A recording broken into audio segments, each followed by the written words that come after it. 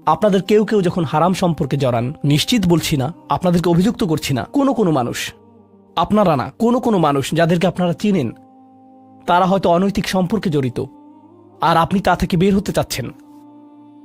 তো আপনি এই আলোচনা শুনে তাকে মেসেজ দিলেন, আমি আর এটা করতে পারবো না। সে উত্তর দিল, তুমি কি আমাকে ভালোবাসো না?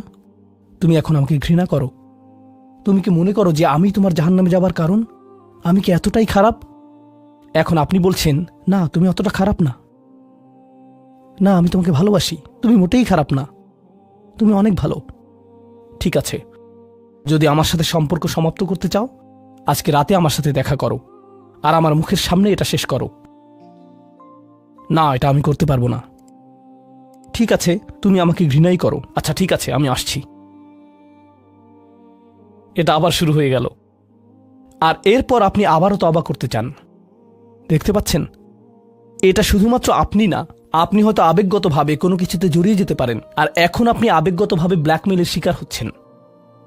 এর দ্বারা আপনি খারাপ বোধ করবেন।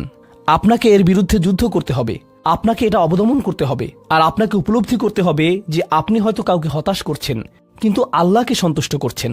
আর আপনি এটা শুধু নিজের জন্যই করছেন না, বরং এটা ওই মেয়ের জন্যও করছেন, বা ওই ছেলের জন্যও করছেন যে আপনার মেসেজের জবাব দিচ্ছে। সে আল্লাহর সামনে দাঁড়াবে, এটাও আপনি চান না। আপনি যদি তাকে আসলেই ভালোবাসেন, শুধুমাত্র যদি তাকে কামনা না করেন, বরং তাকে ভালোবাসেন, তাহলে আপনি তাকেও রক্ষা করতে চাইবেন।